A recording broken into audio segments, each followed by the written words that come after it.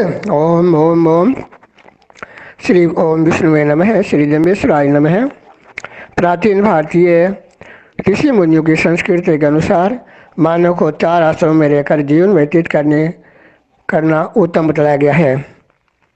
25 वर्ष के ब्रह्मचर्य आश्रम, 26 से 50 वर्ष की उम्र में गृहस्थ आश्रम, 51 से 75 वर्ष की आयु तक वानप्रस्थ आश्रम तथा 76 से 100 वर्ष की उम्र तक संन्यास आश्रम। कई बालक परमात्मा में निष्ठा रख करके वैराग्य धारण कर नैष्ठिक ब्रह्मचर्य व्रत धारण कर पूरी आयु संन्यास धारण कर रहने के प्रतिज्ञा धारण कर लेते हैं। ऐसे संतों को आश्रम बनाना आवश्यक हो जाता है।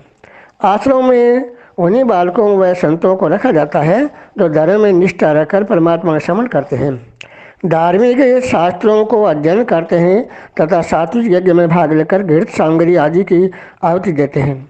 श्री गुरु जम्बेश्वर भगवान आदि नैष्ठिक ब्रह्मचर्य व्रत का धारण करते हुए अपने पास आए हुए सज्जनों को 29 धर्म के माध्यम से जीवन व्यतीत करने का उपदेश देते थे।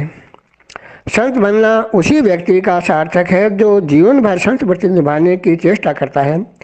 भगवान जम्बेश्वर द्वारा प्रतिपादित माल मंत्र में लिखा है कि अपनों स्वास्थ्य न करे पर पिंड पोषणहार, अर्थात दूसरे की हित कामना रखना ही संत का मुख्य लक्ष्य होना चाहिए।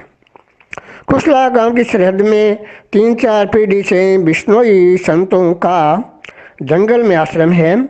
आजकल उस आश्रम का महंत श्री प्रेमदास जी नामक संत हैं। संत परंपरा की पीढ़ी में वे मेरे से लगभग 4 पीढ़ी ही दूर हैं। लगभग 6-7 वर्ष पहले उन्होंने मुझे कहा कि मेरे 2 नए शिष्य हैं, उनको आप ले जाकर कुछ योग्य बना देना। बड़े शिष्य का नाम निर्मल दास तथा छोटे शिष्य का नाम सुंदरदास है। उस समय सुंदरदास की अवस्था प्राय 12-13 वर्ष की थी। वे दोनों संत मेरे पास संस्कृत पढ़ने लगे। 4 महीने के बाद सुंदरदास अहमदाबाद में संस्कृत विद्यालय में भेज दिया गया। कुछ महीने वहाँ रहकर वापिस से कुशलावा आ गया। इन दोनों संतों का जन्म स्थान तथा गुरु स्थान कुशलावा है। अतः सुंदरदास कभी माँ के पास अपने घर चला जाता था, कभी गुरु के पास आश्रम में आ जाता था। संत प्रेमदास जी संत अपने पास आए हुए पैसों को आश्रम में, मकान व मंदिर आदि में लगा देते थे तथा बचे हुए पैसे को अलमारी में रख देते थे। एक दिन उनको पता लगा कि मेरे लाखों रुपए अलमारी से कोई ले गया है। अतः उनको शंका हुई कि सुंदरदास ने मेरे पैसे लिए हैं। उन्होंने मुझे कहा कि अब मैं सुंदरदास को अपने आश्रम में नहीं रखूँगा तथा समझो कि मेरी ओर से भगवान उतार लिया गया। यह बात सुनकर सुंदरदास ने मुझसे कहा कि आप मुझे साथ लिए चलो, अन्यथा मैं आत्महत्या कर लूँगा। उसके उपरांत कुछ दिन मेरे पास रहकर कहा कि मैं जोधपुर शहर में रामश्री संतों के पास जाकर पेटी बजाना सीखूंगा। कुछ महीने के उपरांत मेरे पास समाचार आया कि सुंदरदास संतों का आचरण छोड़ रखा है।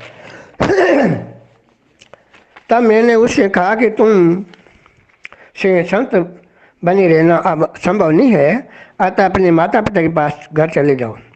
अब वह 7-8 महीनों से अपने घर ही रहता है, ऐसा मुझे समाचार मिला है।